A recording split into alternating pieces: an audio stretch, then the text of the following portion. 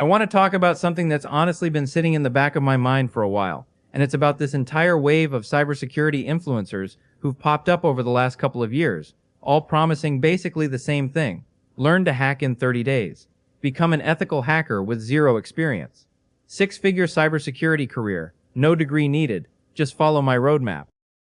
And I'm not going to sit here and tell you cybersecurity is a bad field, because it's not. It's genuinely one of the more stable, in-demand areas in tech right now. But the way it's being sold to people online has gotten so disconnected from reality that I think it's actually doing damage, not just to people's wallets, but to how an entire generation understands what security even is. So let's actually talk about what these gurus conveniently leave out. The first thing nobody wants to admit is that most of what gets called hacking in these videos isn't hacking in any meaningful sense. It's running a pre-built tool against a target that was specifically set up to be broken into in a sandboxed environment, designed from the ground up to teach a very specific, very narrow lesson. And there's nothing wrong with that as a learning exercise. Everyone starts somewhere. The problem is when it's presented as if that experience translates directly into real-world security work, because it really doesn't. Real cybersecurity work, the actual job that companies pay people to do, is about 90% boring. And I mean that in the most literal way possible.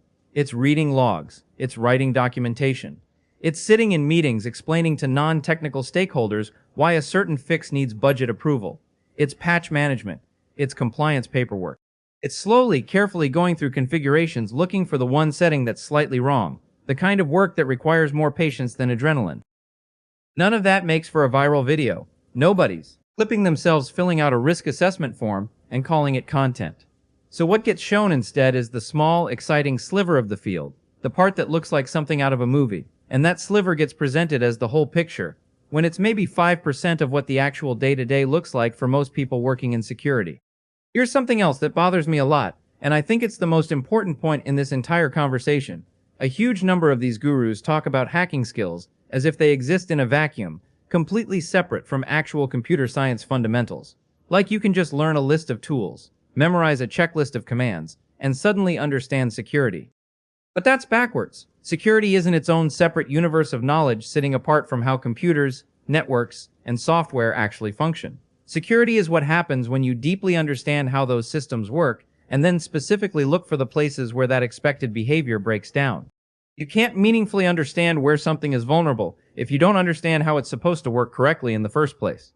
This is why so many people who go through these 30-day hacking boot camps hit a wall almost immediately when they try to apply for real jobs. They know how to run a specific tool against a specific vulnerable practice machine, but they don't understand networking well enough to explain what's actually happening underneath. They don't understand how operating systems manage permissions. They don't understand basic programming logic well enough to read code and spot a flaw in it. They memorized outputs without understanding inputs, and the moment they're asked a single question that requires actual reasoning instead of tool recall, the whole thing falls apart.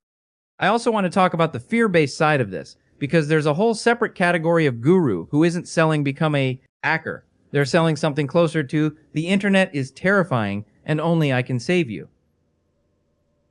This is the crowd that posts constant doom content. Every video is some version of this simple trick can drain your bank account instantly. Or, hackers are doing this right now and nobody's talking about it. Always vague, always urgent, always just informative enough to be scary, but never specific enough to actually be useful.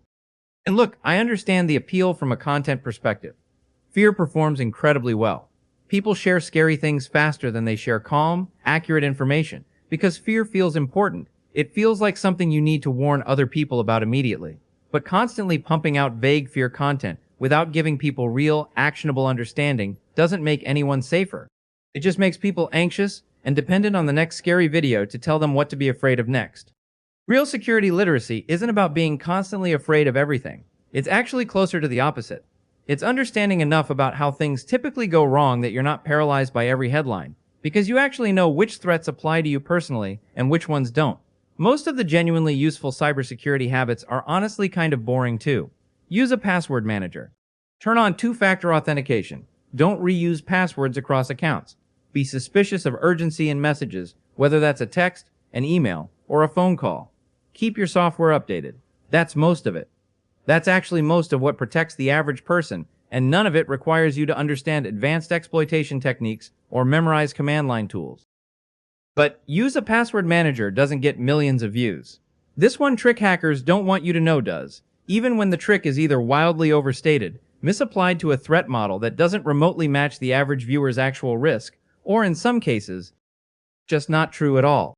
There's another layer to this that I think is genuinely important to talk about, which is the ethical gray zone a lot of these gurus dance around, sometimes intentionally. Teaching offensive security concepts responsibly requires a lot of context. It requires talking about legality, about consent, about the difference between testing systems you have explicit permission to test versus poking at things you don't own or control. A lot of the flashier content skips right past that context because context isn't exciting, and the result is a whole audience of mostly young, mostly eager learners who now know just enough to be dangerous, without fully understanding where the legal and ethical lines actually sit. I'm not saying every person making this content has bad intentions. I genuinely don't think that's true. A lot of them probably do care about teaching. But caring about teaching and actually understanding the responsibility of what you're teaching to a massive, largely inexperienced audience are two very different things. And the second one requires a level of restraint that doesn't align well with an algorithm that rewards the loudest, most dramatic version of every topic. So let's talk about what actually matters if you're someone genuinely interested in this field, because I don't want this to just be a takedown with nothing useful attached to it. If you actually want to work in cybersecurity, the unglamorous truth is that you need a real foundation first. You need to understand networking, actually understand it, not just memorize what a few acronyms stand for. You need to understand operating systems, how permissions work, how processes communicate. You need at least some real programming ability, because a huge amount of security work involves reading code, understanding logic, and recognizing when something behaves in a way it shouldn't.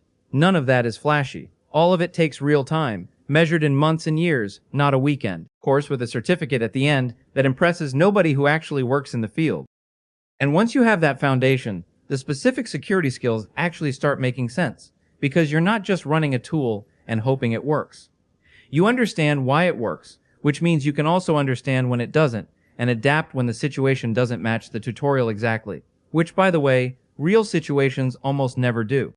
I think the honest, unsatisfying truth here is that cybersecurity, like most valuable skills, doesn't have a shortcut. It has a foundation, followed by years of building on that foundation, followed by a career that's honestly a mix of genuinely interesting problem solving and a whole lot of paperwork, meetings, and patience. The gurus selling instant transformation aren't lying about security being important. They're lying, or at best, oversimplifying to a dangerous degree about how fast real competence actually develops. And I think that gap between the promise and the reality is exactly why so many people jump into this field excited and quietly disappear a few months later, convinced they're just not smart enough, when really, they were just sold an unrealistic timeline from the very beginning. If you actually want to understand cybersecurity, start with the boring stuff first. It's genuinely more valuable than any 30-day roadmap, even if it doesn't feel as exciting scrolling past it at 2 in the morning.